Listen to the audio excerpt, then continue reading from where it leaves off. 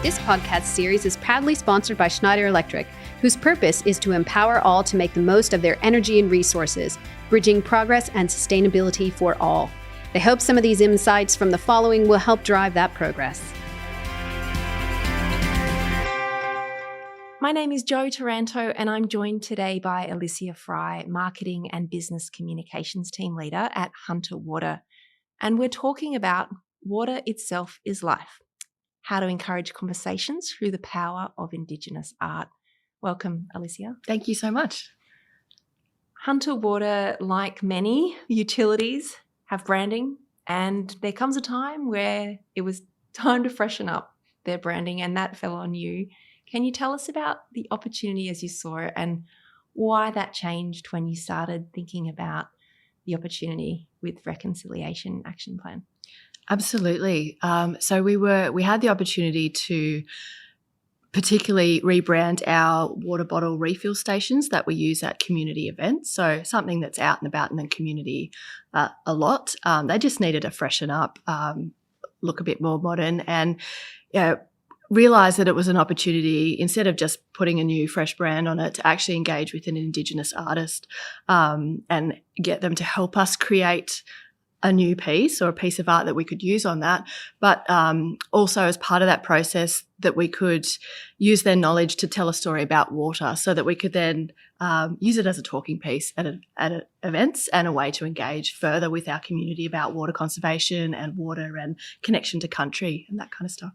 Before you engaged an artist, was it a conversation that you had internally with the committee that had developed the Reconciliation Action Plan? Yeah, so we identified that one of our actions needed to be to use as many opportunities as we could to engage with local artists and, use artwork as a way to sort of tell a story or, create inspiration on whatever it was that we were doing. So things like murals as well is another way that we're looking at doing that. And you've got these water refill stations. Did you have a clear idea of what you wanted, and how did that change when you first met Tyson?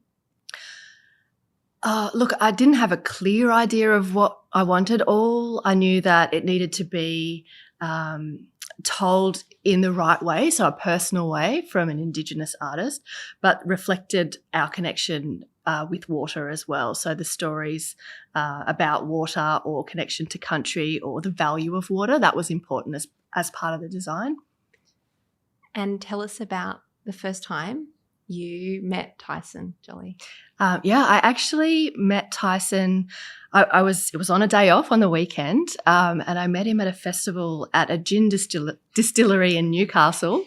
And he was actually just painting in the corner. He was painting a surfboard as part of the festival, and he was just chatting to people while he was painting.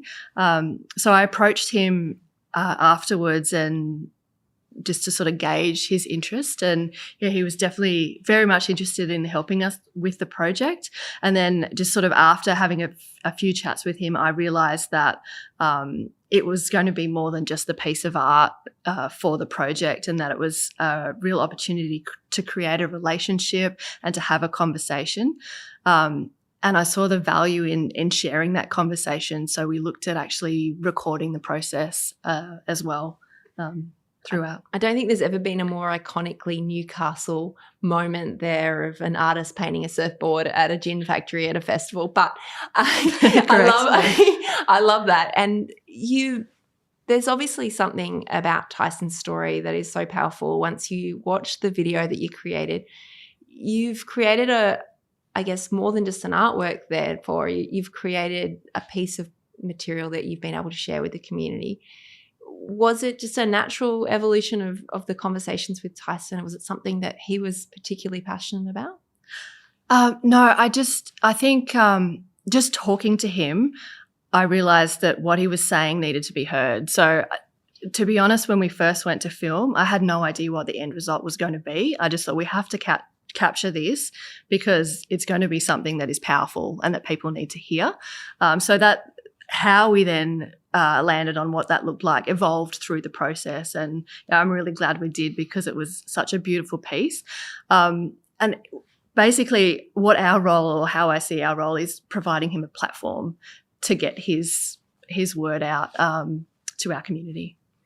And you did that through a video that shares Tyson painting, and while he's painting, his story and his experience, and I guess his messages about water are shared. Did you then go out and share that with the community? How was that video? We did. So we shared it on our social media pages. We shared it during Reconciliation Week in 2022, and the response to that was quite phenomenal. It was our most engaged piece we had on social media, and it had the biggest reach that we'd had for an organic post ever before. The best part was a lot of that reach was into the Indigenous community in our area, and it was a really positive sentiment as well. So, everybody felt really proud to be part of that. And I guess when people then are at events and they see the water stations, there is a sense of recognition of that's the artwork. Have you found that people comment or mention the fact that, oh yeah, we've seen that? Yeah, absolutely. And they are just beautiful pieces as well. So even if you haven't seen it, it's quite engaging just to sort of look at the imagery, like the fish and the turtles and things that are on there. And the artwork is around water, and it's got a lot of sort of ocean themes, as well as, I guess what we would consider traditionally, original artwork around some of the dot work and stuff that Tyson's done. What was it? Did Tyson explain why he chose those particular pieces and components of the artwork? Yeah, and he actually gave it a name. It's called Ourgration.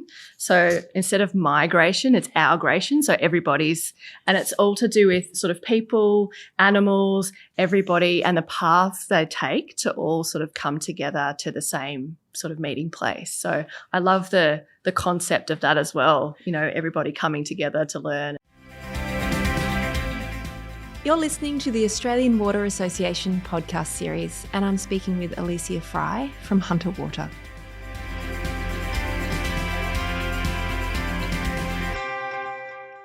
You said one of the most unexpected outcomes of this project was the effect that it had on staff at Hunter Water. Yeah, definitely. We actually used a few more opportunities to engage Tyson to engage with staff as well. So we had our 130-year celebration event in 2022 as well, and Tyson came along and did a live installation at that event as well. He painted a water tank, and anybody that was at the event was able to come and help paint as well. So while they were painting, they were actually having a chat to Tyson, sort of hearing his stories and understanding his point of view. And so it was really insightful for staff to be able to have those conversations instead of just sort of seeing it on the video or seeing the end product. And Tyson actually told me a beautiful story that touched him in a huge way, was that one of our executive managers had come up to him and thanked him for his words and his participation in the video. And she mentioned that a particular example was she was going into a board meeting, had to present something that was a particularly tough topic or she was nervous about, and she watched Tyson's video just before she went into the board meeting, and it grounded her, and she was able then to go in and present really well and smashed it. And she passed on that info to Tyson and sort of thanked him for that, to have that video, to be able to ground herself and to remind her why she was so passionate about what she did. And those comments back to him, he was quite surprised at that as well. He said things like, "Oh, these are just my words. I didn't think I'd be that inspiring." So I love the circle of that. So he was inspiring to her and she was inspiring to him, and the whole story I find, wonderful and inspiring as well. If people want to have a look at the video and Tyson's words, I'm sure they can track it down through Hunter Water. What did you learn from this process? It's obviously been very positive and maybe just the start of, a relationship that you continue to have with artists like Tyson, and I'm sure others. What has changed? Has it changed what you do and how you do it? Yes, definitely. I think the biggest learning was the value of having those conversations rather than just sort of engaging somebody or procuring somebody for a specific purpose. So I know that I've developed a great relationship with Tyson, and I hope that I will have that a long time in the future. But I know that that's because we've had that connection and we've continued those conversations, and it's not just a business transaction. I think we've learned that the way that we procure things maybe don't fit with that kind of style either. So we had to go a little bit outside the box, or be a little bit flexible and creative with how we, have those conversations about, even just, how much to charge for something like that was a really tricky conversation, and, so that we remain transparent, but, it doesn't compromise the value of him and his art and that kind of thing. So, that was an interesting process to learn for us and also for himself. I think, moving forward, we're able to take those learnings and look at how we can sort of change how we do things in the future as well, how we procure Indigenous organisations as well. And even for our grants that we offer, we've found that, one size doesn't fit all in terms of, when you write your application. So how can we be flexible and make sure everybody has the opportunity for those kind of things? And what would be the one thing that you'd share with others that they can maybe start doing in their work at a utility or across the industry? I think just have an open mind about it and have those conversations. Think about it sort of differently in terms of sharing knowledge, sharing experiences, and building that trust rather than just the sort of tick a box approach. And I've had conversations with Tyson since, and he's this particular project has sort of springboarded his career as an artist. He's been an artist for a long time, but he's never really sort of thought of himself as out and about as much as this enabled him to be in the community. But he said he gets messages from people all the time asking him, can he do some artwork for their organisation? And he said he doesn't even respond to a lot of them because there's no connection and there's no relationship.